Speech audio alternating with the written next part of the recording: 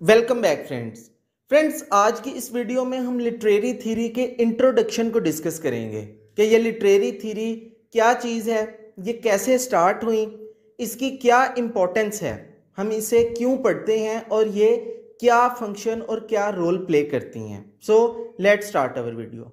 So friends, word literary का सीधा सा मतलब है लिटरेचर, और थ्योरी ये इसलिए कि टाइम टू टाइम हर वो बंदा जिसने लिटरेरी थ्योरी पर काम किया और कोई न्यू कॉन्सेप्ट दिया तो वो उस बंदे की थ्योरी बन गई, मींस वो थ्योरी उस बंदे की तरफ एट्रीब्यूट हो गई।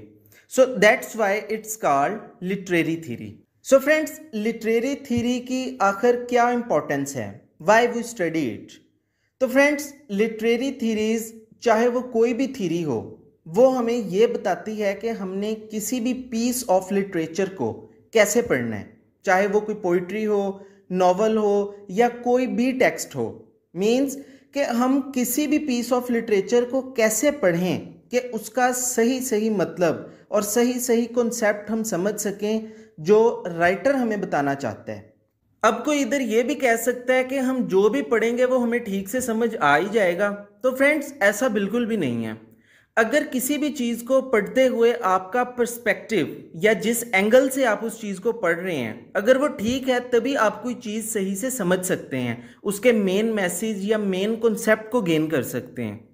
और ये जितनी भी लिटरेरी थ्योरीज हैं ये हमें डिफरेंट पर्सपेक्टिव ही देती हैं कि हमने लिटरेचर को कैसे पढ़ना है।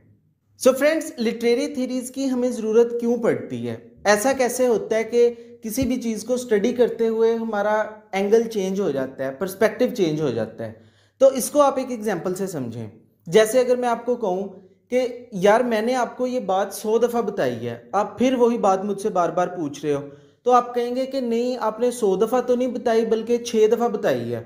तो फ्रेंड्स, मेरा कहने का मकसद ये नहीं था कि मैंने कोई काउंट करके पूरे 100 टाइम्स और पूरे 100 दफ़ा आपको वो बात बताई है, बल्कि मेरा तो कहने का मकसद और जो थीम था वो यही था कि मैं ये बात आपको काफ़ी दफ़ा बता चुका हूँ, मल्टीपल टाइम्स बता चुका हूँ, तो आप मुझसे वो बात क्यों बार बार पूछ रहे हो? लेकिन आपको लगा कि शायद मैंने वो बात आपको पूरे 100 टाइम्स बताई है।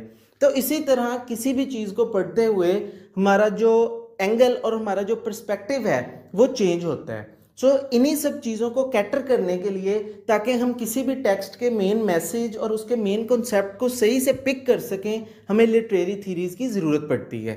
बट फ्रेंड्स, लिटरेरी थ्योरीज आखिर स्टार्ट किधर से हुई? सो फ्रेंड्स, लिटरेरी थ्योरीज का जो ओरिजिन है वो ग्रीक फिलोसफर्स प्लेटो और एरिस्टोटल के टाइम से स्टार्ट किया जाता है। देन यही चीज़ें फिर टाइम टू टाइम चेंज होती गई और न्यू कॉन्सेप्ट आते गए। इसलिए क्योंकि ये एक टाइम इवॉल्विंग कॉन्सेप्ट है, सो हम किसी भी पर्सन को पिन पॉइंट करके ये नहीं कह सकते कि इसका स्टार्ट इसने लिया था। हर आने वाले बंदे ने न्यू कॉन्सेप्ट दिए या फिर पहले से जो मौजूद कॉन्सेप्ट थे उनको मॉडिफाई किया, बट सबका मकसद एक था और नेक था, और वो ये था कि हम जब भी किसी चीज़ को पढ़ें तो हमें उसे किस पर्सपेक्टिव या किस एंगल से पढ़ना चाहिए, ताकि हम उस टेक्स्ट के, उस चीज़ के जो हम पढ़ रहे हैं उसके असल मैसेज तक पहुंच सकें, उसका असल कॉन्सेप्ट गेन कर सकें। So this is all about literary theories. So friends, ये था लिटरेरी थ्योरीज का शॉर्ट सा इंट्रो। होप सो आपको ये कॉन्सेप्ट अच्छे से समझ आ गए होंगे। See you in next video. Thanks for watching.